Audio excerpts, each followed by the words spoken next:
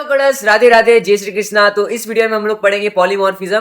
तो previous video में हम लोग पढ़ा था इनहेरिटेंस और सारे इंटरफेस देख लिए थे, ठीक है। और अभी देखते हैं पॉलीमॉर्फिज्म। हमने एक बार बात की थी कि इनहेरिटेंस की हम लोग जो क्लास लिख रहे थे बोला था कि सेम नाम के दो डिस्प्ले फंक्शन बना दे तो क्या होगा, तो वहां पे पॉलीमॉर्फिज्म होता है, ठीक है। तो उसके बारे में आज बात करेंगे, पॉलीमॉर्फिज्म कैसे और क्या वर्क करता है, कैसे इसको सॉल्व करते हैं पॉलीमॉर्फिज्म को, ठीक है। पॉलीमॉर्फिज्म का सबसे पहले मीनिंग समझो। पॉली मीन्स मैनी और forms, morphism means form. Many form, जैसे कि आपकी क्लास में, ठीक है, कोई कोई भी एक क्लास है, जैसे 12th क्लास है, ठीक है, 12th क्लास है, उसके एक क्लास के अंदर सेम नाम के बहुत सारे बंदे, जैसे कि राहुल नाम के एक क्लास के अंदर बहुत सारे लड़के हैं, ठीक है। तो हम लोग उसको कैसे सॉल्व करेंगे, कौन से राहुल को बोलेंगे तो कौन सा राहुल उठेगा, किसी को रोल नंबर से बुला देंगे क्या, किसी को उसके सरनेम से बुला देंगे क्या, ऐसा। तो हम लोग कैसे पॉलीमॉर्फिज्म को सॉल्व करेंगे वो देखेंगे, ठीक है। तो polymorphism is considered the most important feature है ऑब्जेक्ट ओरिएंटेड प्रोग्रामिंग का, पॉलीमॉर्फिज्म, ठीक है, ओके, ठीक है। तो और पॉलीमॉर्फिज्म जो है सिंगल एक्शन में हम लोग को डिफरेंट डिफरेंट वेज देता है, ठीक है। तो हम लोग इसके बारे में डीपली देखते हैं। तो पॉलीमॉर्फिज्म सबसे पहले दो टाइप के होते हैं, एक तो कंपाइल टाइम पॉलीमॉर्फिज्म, एक होता है run time polymorphism.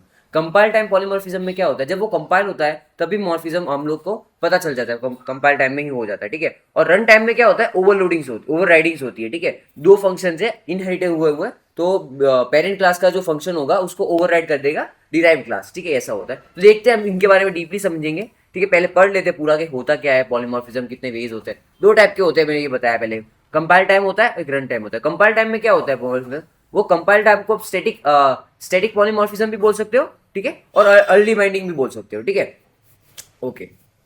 Early binding, okay. तो इसमें क्या होता है, इस पॉलीमॉर्फिज्म में क्या होता है, ओवरलोडिंग्स होती है, ठीक है। तो ऑपरेटर ओवरलोडिंग नहीं होती इसके अंदर, जावा के अंदर ऑपरेटर ओवरलोडिंग नहीं होती है। डेफिनेशन का कुछ रॉन्ग है, सॉरी, यहाँ से मैं काट समझ सकते हो, नहीं लिखना है हमको, ठीक है। तो और रन टाइम पॉलीमॉर्फिज्म होता है। कंपाइल टाइम पॉलीमॉर्फिज्म में समझो एक क्लास है, एक ही क्लास के अंदर हमने ऐड नाम का फंक्शन बनाया, ठीक है। एक क्लास के अंदर ऐड नाम का फंक्शन बनाया, वही ऐड नाम का फंक्शन हम लोग दो बार बना रहे हैं, सेम के सेम, पूरा सेम, ठीक है। पूरा सेम अगर हम लोग बनाते तो कोई एक ही रन होगा, लेकिन हम लोग को दोनों रन करवाने हैं। तो हम लोग क्या करेंगे, या तो उसका टाइप ऑफ आर्ग्यूमेंट चेंज कर देंगे, या फिर उसकी रिटर्न टाइप चेंज कर देंगे, या फिर डिफरेंट टाइप्स ऑफ वो आर्ग्यूमेंट्स रख देंगे, ठीक है। जैसे कि पहले इंटीजर था तो आपके पास फ्लोट रख देंगे। ऐसी अलग अलग चीज़ें कुछ करेंगे ताकि सेम नाम का फंक्शन अपना रन हो जाए, ठीक है, ओके। तो रन टाइम और उसके बाद आता है रन टाइम पॉलीमॉर्फिज्म। ये हमारा कब होता है, रन टाइम पॉलीमॉर्फिज्म कब आता है, जब जैसे कि आप समझो कि एक अपने पास पेरेंट क्लास है, पेरेंट क्लास के अंदर अपने पास एक फंक्शन है डिस्प्ले नाम का, ठीक है। उसके अंदर खाली कुछ नहीं हो रहा, प्रिंट हो रहा है, क्या प्रिंट हो रहा है कि this is a parent class. और अपने पास एक सब क्लास, ठीक है, डिराइव क्लास जो इनहेरिट हो चुकी है, एक्सटेंड कर रही है अपने पेरेंट क्लास को, ठीक है। उसके अंदर भी एक डिस्प्ले नाम का फंक्शन है, सेम नाम का फंक्शन डिस्प्ले नाम का, उसके अंदर लिखा है दिस इज अ सब क्लास, ठीक है, दिस इज अ सब क्लास। अब समझो, जब मैं, अब देखो ऑब्जेक्ट किसका बनता है, सब क्लास का बनता है। अब जब मैं सब क्लास के ऑब्जेक्ट से डिस्प्ले नाम के फंक्शन को कॉल करूंगा तो कौन सा कॉल होगा, ठीक है, कौन सा कॉल होगा, ऑलवेज डिराइव वाला कॉल होगा। तो क्या हो गया, पेरेंट वाला डिस्प्ले नाम का जो क्लास था वो क्या हो गया, ओवरराइड हो गया, ठीक है। उसको पूरा ओवरराइड कर चुके हैं हम लोग, क्योंकि हम लोग पेरेंट वाले को कॉल नहीं कर पा रहे, ठीक है। इसको कहते हैं ओवरराइडिंग, ठीक है। तो ओवरराइडिंग आता है अपने रन टाइम के अंदर, और क्या बोलते हैं इसको, ओवरलोडिंग आता है अपने कंपाइल टाइम के अंदर, ठीक है। तो ये देखो पॉलीमॉर्फिज्म, ओवरलोडिंग और ओवरराइडिंग, ये आ गया अपने पास, ठीक है। उसके बाद उसकी लिखा है overloading method where more than one method share the same name with the different parameter. देखो, share the same name, function का नाम सेम है लेकिन डिफरेंट टाइप ऑफ पैरामीटर है, डिफरेंट पैरामीटर, और signature and different return type. वो अगर void था तो उसको इंट कर देंगे, इंट था तो फ्लोट कर देंगे, कुछ भी कर दो, रिटर्न टाइप अलग होना चाहिए, ठीक है, ठीक है। ऑकर्स ड्यूरिंग कंपाइल टाइम, ये आ जाता है कंपाइल टाइम में पता चल जाता है, ठीक है। और रन टाइम में, और ये होता है ओवरराइडिंग, ठीक है, क्योंकि वो इनहेरिट हुआ होता है, ठीक है। Overriding method of super class by method of child class, ठीक है, मेथड ऑफ चाइल्ड क्लास। वैसे हम लोग ओवरराइड कर रहे हैं पेरेंट क्लास की फंक्शन को, ठीक है, which is done by JVM. JVM क्या है अपना, ठीक है, Java virtual machine, during the occurs during run time में अंदर आता है।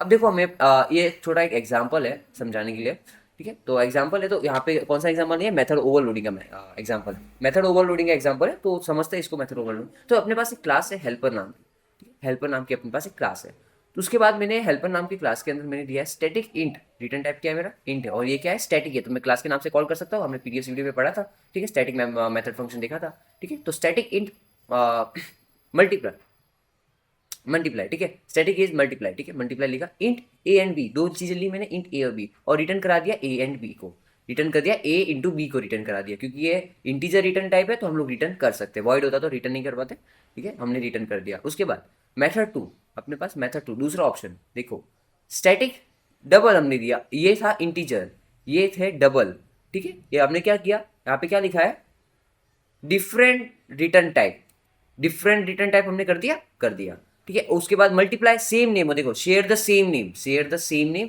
हमने सेम नेम शेयर किया, मल्टीप्लाई मल्टीप्लाई दोनों को मल्टीप्लाई नाम दिया, सेम नेम दिया हमने। उसके बाद हम लोग क्या कर रहे हैं, जो आर्ग्यूमेंट लिए थे int A and int B, दो आर्ग्यूमेंट लिए थे, उसके अंदर भी हमने आर्ग्यूमेंट दो ही लिए, लेकिन हमने डबल में लिए दोनों के दोनों, डबल ए डबल बी, ठीक है। तो क्या हो गया, विथ डिफरेंट पैरामीटर्स, ठीक है, डिफरेंट पैरामीटर्स है।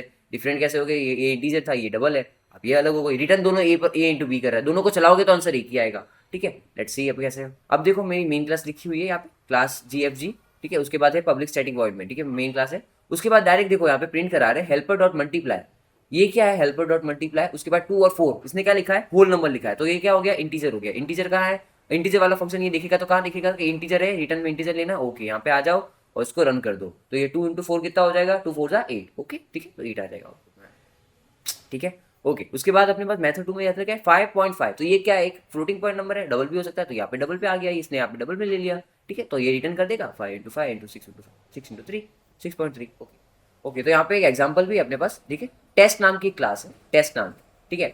उसके अंदर एक फंक्शन है फन करके, ठीक है, एक फन करके, रिटर्न टाइप सबका सेम है, लेकिन क्या अगर रिटर्न टाइप चेंज करो या फिर क्या करो, नंबर ऑफ पैरामीटर चेंज करो या फिर पैरामीटर के टाइप चेंज करो, तो यहाँ पे क्या है, पैरामीटर के टाइप चेंज है और नंबर ऑफ पैरामीटर भी चेंज है। देखो यहाँ पे टाइप चेंज है, यहाँ पे इंटीजर ए ले रहा है, यहाँ पे कैरेक्टर ए ले रहा है, और यहाँ पे different number of parameter change है, क्योंकि यहाँ पे इंट ए सेम ले रहा है लेकिन इंट बी भी ले रहा है, दो पैरामीटर दे रहा है। जब फंक्शन को कॉल करेंगे तो उसके अंदर आर्ग्यूमेंट्स देंगे हम लोग, जैसे कि 10 और 20, और यहाँ पे देंगे सिर्फ 10, यहाँ पे देंगे कोई कैरेक्टर कोट्स में, वो भी, ठीक है, ओके डन। तो इसको कहते हैं मेथड ओवरलोडिंग, ठीक है। और ये रहा अपना मेथड ओवरराइडिंग। इस वीडियो में हम लोग खाली समझ रहे हैं, नेक्स्ट वीडियो हम लोग में करके देखेंगे कोड, ठीक है। तो इसमें है मेथड ओवरराइडिंग, ठीक है। मेथड ओवरराइडिंग कहाँ पे आता है, रन टाइम पॉलीमॉर्फिज्म में आता है, ठीक है। तो यहाँ पे समझो, सबसे पहले ये देख लो कि बेस क्लास है, बेस क्लास के अंदर अपने पास है फन नाम की एक क्लास है, ठीक, उसके अंदर इंटीजर ए लिया हुआ है, इंटीजर ए लिया है, और फिर अपने पास उसके बाद डिराइव क्लास है, डिराइव क्लास के अंदर भी फन नाम का एक क्लास है और इंटीजर है, पूरा सेम, पूरा सेम, ठीक है। तो क्या हो गया, वो ओवरराइड हो गया, ठीक है, ओवरराइड हो गया। अब समझो ऑब्जेक्ट ऑलवेज किसका बनता है, इंस्टेंस ऑलवेज किसका बनता है, ऑब्जेक्ट किसका बनता है, डिराइव क्लास का। डिराइव क्लास का क्यों बनता है, ताकि हम लोग पेरेंट क्लास की भी फंक्शनलिटी यूज कर पाए। तो यहाँ पे किसका ऑब्जेक्ट बना रहे हैं हम लोग, सीधी बात है, ऑब्जेक्ट बनाएंगे हम लोग, किसका बनाएंगे, डिराइव क्लास का बनाएंगे। अब जब डिराइव क्लास का ऑब्जेक्ट बनाएंगे और फन नाम की क्लास को जब कॉल करेंगे, ठीक है, तो वो तो अपने पहले अंदर दिखेगा ना, कि भाई पहले तो खुद के अंदर देखेगा, हाँ चल मैं दे सकता हूँ, अगर मैं नहीं दे सकता तो ये दे देगा, पेरेंट दे देगा, नहीं पहले खुद के अंदर देगा, हाँ ठीक है चलो मेरे अंदर फंक्शन है तो मैंने इसको ओवरराइड कर दिया, तो बेस क्लास का फंक्शन रन ही नहीं हुआ, ठीक है, ऐसा हो जाता है। तो यहाँ पे एक और एग्जांपल है, यहाँ पे एग्जांपल कोड के सामने एग्जांपल, तो यहाँ पे एक क्लास है पेरेंट करके, उसके अंदर दिखा है पेरेंट क्लास, ठीक है, void print parent class. Same एक दूसरी क्लास है सब क्लास 1 एक्सटेंड कर रही है पेरेंट को, ठीक है, इसमें अंदर भी सेम प्रिंट वॉइड का फंक्शन है और ये प्रिंट कर रहा है सब क्लास 1, ठीक है, अब सब सेम था। उसके बाद सब क्लास 2 एक्सटेंड कर रहा है किसको, पेरेंट को, इसके अंदर क्या है सब क्लास 2। अब देखो यहाँ पे जब हम लोग आए, हम लोग ने अपनी मेन क्लास बनाई और पब्लिक स्टैटिक वॉइड लिखा मेन क्लास, ठीक है।